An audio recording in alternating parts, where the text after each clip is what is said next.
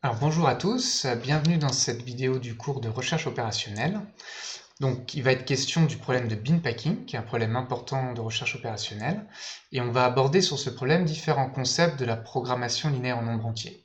En particulier, on va proposer différentes formulations PLNE, et on va essayer d'interpréter, de manipuler la relaxation linéaire et de proposer des coupes. Donc c'est pas une vidéo qui présente toutes ces notions, mais c'est une vidéo de synthèse qui essaye d'articuler ces notions sur un problème réel et industriel, qui est le problème de bin packing, qui est aussi un problème important de l'aéro. Voilà. Alors je vais commencer par vous expliquer le problème. Donc on a n objets, on note n le nombre d'objets, et chacun est caractérisé par une taille, qu'on va noter SI, et qu'on va considérer comme étant un entier. Et puis on a des conteneurs qui ont une capacité W. Et le problème auquel on est confronté, c'est de trouver le nombre minimum de conteneurs pour placer tous ces objets sans déborder la capacité. Alors, on va prendre un petit jeu de données qui va nous servir d'exemple tout au long de cette petite présentation. Et dans cet exemple de données, on a 7 objets, n égale 7, et j'ai indiqué les tailles ici de S1 à S7. Alors je représente les objets comme des petits rectangles dont la hauteur donne la taille correspondante. Donc ici, les objets sont numérotés de 1 à 7, et j'ai mis la taille dans des carrés verts. Voilà. Les conteneurs, je les représente de cette façon.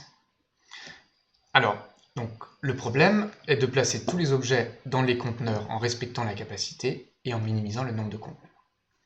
Alors voilà par exemple une solution. Donc je place l'objet 5 dans le conteneur 1, l'objet 1 également. Donc je respecte la capacité, puisque 2 plus 4, ça vaut 6. Et puis je continue, et je construis une solution réalisable. J'ai placé tous mes objets, et j'ai respecté la capacité. Et dans cette solution, j'ai utilisé 5 conteneurs. Alors, je rappelle ce qu'on vient de faire ici, et ayant une solution réalisable de valeur 5, dans un problème de minimisation, c'est que j'ai une borne supérieure. Ça, je le représente toujours avec mon petit schéma ici. Je ne sais pas où se situe la valeur optimale, mais je sais que j'ai une solution réalisable pour cet exemple de valeur 5 qui est une borne supérieure.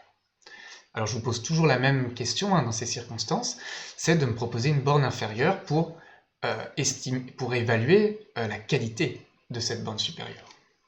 Donc, proposer une borne inférieure. Alors je vous invite à y réfléchir, à mettre en pause la vidéo. Alors ce qu'on peut faire comme borne inférieure, c'est considérer que si les objets étaient liquides, on pourrait remplir parfaitement les conteneurs. Donc avoir des objets liquides, ça voudrait dire calculer cette quantité-là, c'est-à-dire faire la somme des tailles divisée par la capacité. Il va me falloir au moins tant de conteneurs. Et puis je peux prendre la partie entière supérieure, parce que chaque fois que je mets au moins un objet dans un conteneur, je le comptabilise. Alors, sur notre exemple, ça reviendrait à ça, faire la somme des tailles divisée par 6. Alors ici, le compte tombe rond, puisque ça fait 24 sur 6, et donc, je peux en déduire que sur cet exemple, il me faut au moins 4 conteneurs. Ça me donne une borne inférieure qui vaut 4. Alors, notez aussi que je note cette borne inférieure L1, et que j'indique les tailles sur lesquelles je l'ai appliquée. Alors, est-ce que sur cet exemple, vous pouvez aller plus loin et déterminer la valeur optimale ? Donc je vous invite à nouveau à y réfléchir et surtout à bien identifier les arguments logiques que vous avez pour établir et prouver cette valeur optimale. Donc en fait, la valeur optimale ici vaut 5 et je peux le prouver de la façon suivante. Voilà les arguments. Donc il y a différentes façons de faire cette preuve. Je vais simplement vous en proposer une. Alors je vais d'abord m'intéresser aux 3 plus gros objets, les objets 5, 6, 7, qui ont les 3 plus grosses tailles.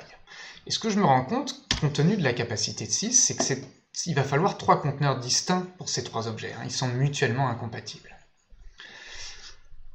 Alors, ayant établi ça, je peux ensuite m'intéresser aux 3 objets suivants, les objets 2, 3, 4. Pour cela, je sais qu'ils vont avoir besoin d'au moins 2 conteneurs. Je peux tout à fait calculer la borne L1 que j'avais utilisée au-dessus pour ces 3-là seulement. Ça ferait 9 sur 6, partie entière supérieure, ça voudrait dire au moins 2 conteneurs. Et ce que je peux me rendre compte, c'est que ces 2 conteneurs sont différents des 3 précédents. Parce que chaque objet de taille 3 ici est incompatible avec n'importe lequel de ceux-là. 4 plus 3, ça vaut 7, c'est déjà plus grand que 6.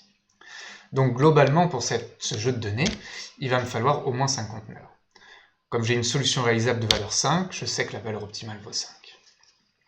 Voilà, alors, je vous invite aussi, il y a il y a un argument beaucoup plus simple qui vous permet de faire cette preuve, donc soit vous l'avez déjà trouvé, soit je vous invite à y réfléchir. Moi j'ai choisi un chemin un peu plus long là, parce que ça va aussi m'être utile par la suite. Voilà, alors on ne veut pas seulement résoudre des petits jeux de données comme ça à la main, on veut aussi résoudre des problèmes difficiles de binpacking de grande taille. Et pour ça, on va faire un modèle PLN. Alors la première question, quand on fait un modèle PLNE, ça consiste à se demander qu'est-ce que je choisis comme variable. Et donc, qu'est-ce qu'il faut que je dispose comme information pour représenter une solution. Ici, il faut que je sache dans quel conteneur j'ai mis chaque objet. Donc je vais choisir les variables suivantes. Je vais choisir une variable xij qui va valoir 1 si et seulement si l'objet i est placé dans le conteneur j, et 0 sinon. Et puis yj qui va valoir 1 si le conteneur j est utilisé, donc s'il contient au moins un objet. Alors vous voyez que quand je donne la sémantique de mes variables, j'indique bien aussi les indices, c'est-à-dire que j'associe i aux objets, j au conteneur. Je vous invite à écrire soigneusement la signification de vos variables, parce que ça vous évite beaucoup de confusion dans l'écriture des modèles. Alors, la fonction objectif ici, une fois que j'ai établi ces variables, c'est assez simple. Le nombre de conteneurs, c'est la somme des yj. Alors, remarquez aussi que j'ai noté m le nombre de conteneurs. Pour être un peu plus général, je pourrais choisir m égale n, c'est-à-dire, dans le pire des cas, je peux mettre chaque objet dans un conteneur différent. Voilà. Ici, je l'ai noté de façon différente pour qu'on le distingue bien dans les sommes. Alors, une contrainte importante, c'est que chaque objet doit être placé dans un conteneur. Donc chaque objet, c'est-à-dire chaque i, donc pour tout i, je dois trouver un j, c'est les conteneurs, où le mettre. Donc la somme sur j des xij doit valoir 1. Par ailleurs, je ne peux pas déborder la capacité, hein, et c'est la capacité de chaque conteneur. Donc chaque conteneur, c'est-à-dire pour chaque j, eh bien je dois calculer la quantité consommée d'espace. Ça, je prends tous les objets qui sont placés dans j. Hein, je fais la somme sur i des si xij. Et il faut que cette quantité-là ne dépasse pas la capacité W. Ça, c'est la contrainte pour chaque conteneur de respect de la capacité. Alors, je n'ai pas terminé parce qu'il faut aussi que je relie xij à yj. C'est-à-dire qu'il faut aussi que je modélise le fait que si j'ai placé l'objet i dans le conteneur j, si xij vaut 1, alors il faut que j'active yj. Il faut que je comptabilise le conteneur j comme étant un conteneur utilisé. Alors, pour modéliser cette implication, je peux écrire une contrainte de seuil très simple en disant xij inférieur ou égal à yj. Dès que xij va valoir 1, et bien yj vaudra 1 aussi. Enfin, je rappelle toujours les domaines de mes variables, qui sont des variables booléennes 0, 1. Voilà, donc ça c'est mon premier modèle, c'est la formulation, le modèle que je vais appeler P1. Alors si vous l'avez écrit par vous-même, vous en avez peut-être écrit un légèrement différent, et peut-être que vous avez au lieu d'écrire ces deux contraintes, vous avez peut-être écrit de façon plus compacte une seule et unique contrainte équivalente, qui est la suivante, où j'ai combiné les deux précédentes. Donc, effectivement, cette contrainte-là joue les deux rôles, c'est-à-dire que si j'ai un xij qui vaut 1, j'aurai le yj à 1, et puis la capacité sera également respectée. Donc ça, c'est aussi possible, et je vais faire référence à ce modèle comme le modèle P2, donc le modèle dans lequel j'ai remplacé ces deux contraintes par celle-là. Voilà. Enfin, comme ce modèle, on va le résoudre avec l'algorithme de branch and bound, il faut comprendre et s'intéresser à la relaxation linéaire, puisque c'est la qualité de la relaxation linéaire qui joue un grand rôle dans l'efficacité du branch and bound. Donc la relaxation linéaire, ça consiste à relâcher les contraintes d'intégralité des variables.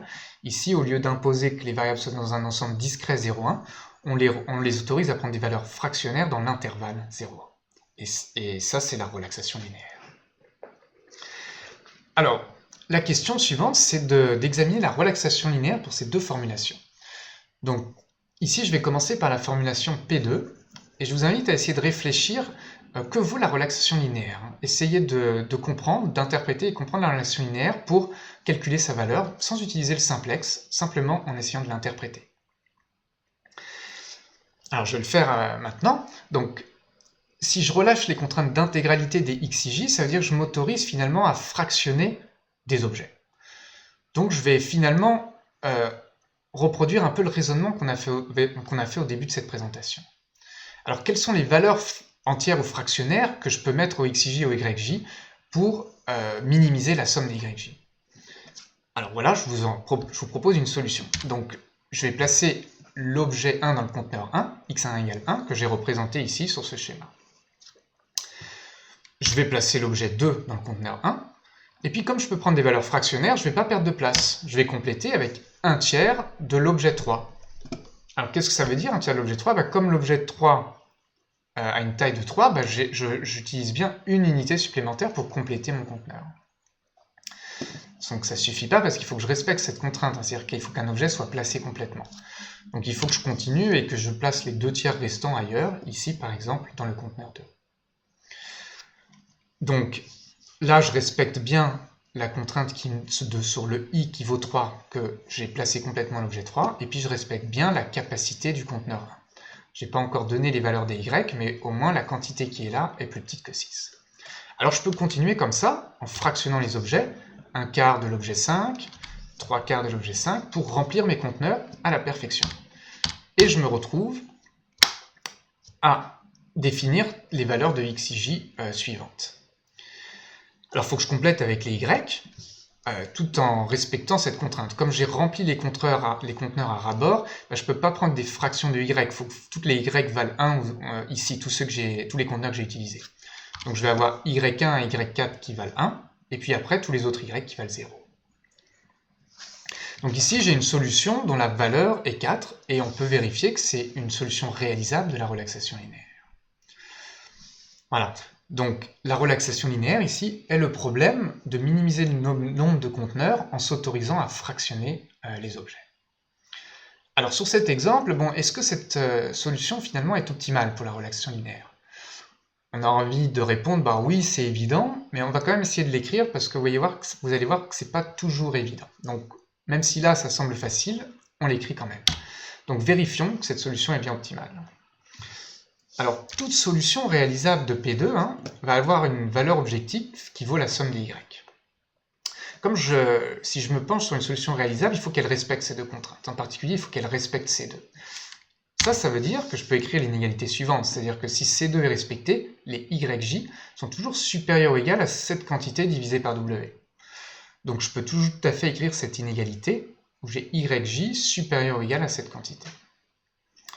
Voilà, ça c'est à cause de C2. Et parce que bien sûr, là je m'intéresse à une solution réalisable.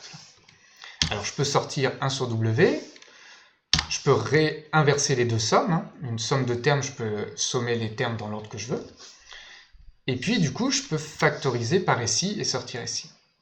Là je me rends compte que cette expression ici, comme je considère des solutions réalisables, eh bien elle vaut 1 par C1. Et donc que je peux tout à fait écrire ça en remplaçant cette quantité par 1. Je vous invite à mettre en pause et à bien vérifier tout ça. Mais ça veut dire que toute solution réalisable, ici, la valeur de la relaxation linéaire vaut au moins notre borne inférieure qu'on avait calculée avant. Donc sur le jeu de données exemple, ça on sait que ça vaut 4. Donc sur l'exemple, ça vaut au moins 4. Or on a une solution réalisable de la relaxation linéaire qui vaut 4. Ce qui veut dire que sur ce jeu de données, la valeur optimale de la relaxation linéaire, c'est 4. Donc là on a bien manipulé et compris la relaxation linéaire de P2. Et ce qu'on va faire maintenant, c'est faire la même chose avec P1. À nouveau, prenez P1 et essayez de réfléchir à ça. Donc j'ai rappelé P2 ici et la relaxation linéaire, j'ai rappelé P1. P1 c'est la formulation dans laquelle on remplace cette contrainte par ces deux-là. Et je vous invite à faire avoir la même réflexion. Qu'est-ce que vous pouvez faire comme relaxation linéaire à la main pour la comprendre ? Alors en fait, ce qui se passe, c'est qu'on peut faire quelque chose d'un peu différent. En particulier, je peux reprendre la même solution, mais changer la valeur de y3. Si on regarde bien, ici, comme on a découplé les deux aspects, la capacité et l'implication, eh bien, quelque part, c'est plus faible, parce que si on regarde les x6j pour j qui vaut 3, on avait x5,3 qui vaut 3/4, et x6,3 qui vaut 3/4. Ce qui veut dire que je peux tout à fait mettre y3 à 3/4 en respectant cette contrainte. Et avoir une autre solution pour la relaxation linéaire de P1. Une solution qui a du coup une valeur objective plus faible, puisque du coup la somme des y vaut 3,75. Ça, c'était pas possible ici, parce que y3 devait valoir 1 pour respecter la contrainte C2, en fait, tout simplement, puisque j'ai rempli chaque conteneur au maximum. Alors ça, c'est intéressant, parce que ça nous indique que finalement, quand je considère des valeurs fractionnaires dans P1, je peux trouver moins que 4. Et en fait, ça, c'est une solution réalisable, mais si je résous à l'optimum pour cette instance, pour ce jeu de données, en fait, je me rends compte que la valeur de la relaxation linéaire, elle vaut 1, et donc elle est vraiment beaucoup plus mauvaise que la relaxation linéaire de P2, au moins pour ce jeu de données. Voilà, j'espère que ça vous permet de comprendre que, bien que ces deux modèles soient équivalents quand on regarde des solutions en nombre entier, ils ne le sont pas du tout vis-à-vis des solutions fractionnaires. Et en particulier, la valeur de la relaxation linéaire ici de P2 est meilleure que celle de P1, au moins pour ce jeu de données. Voilà, ça c'est important. Voilà, alors, le dernier point que je vais aborder, c'est examiner la notion de coupe. Maintenant qu'on comprend bien la relaxation linéaire, examiner comment ça peut nous aider à concevoir des coupes pour renforcer une formulation. Et on va regarder P2. Alors, je rappelle sur ce slide les éléments qu'on a déjà vus. L'instance, la solution de la relaxation linéaire, une solution optimale pour P2, et puis les arguments logiques qu'on avait utilisés pour l'instance exemple, pour prouver qu'il fallait au moins 5 conteneurs. Et ça, j'aimerais vous amener à comprendre que ça peut nous aider à concevoir des coupes pour notre formulation. En particulier, dans ces arguments, on avait dit qu'il fallait 3 conteneurs distincts pour 5, 6, 7. Et bien ça nous suggère que 5, 6 et 7, eh bien, étant incompatibles, ça nous suggère l'inégalité suivante. Pour chaque conteneur J, eh bien, je peux en avoir au plus 1 parmi ces 3 objets. Donc x5j plus xxj plus x7j inférieur ou égal à 1. Donc ça, c'est une inégalité qui est vraie pour cette instance. Dans notre modèle. Je peux l'ajouter dans la formulation P2 pour cette instance-là, parce que ces 3 objets sont incompatibles. Et alors, ce que je me rends compte, c'est que cette inégalité constitue une coupe pour cette solution fractionnaire.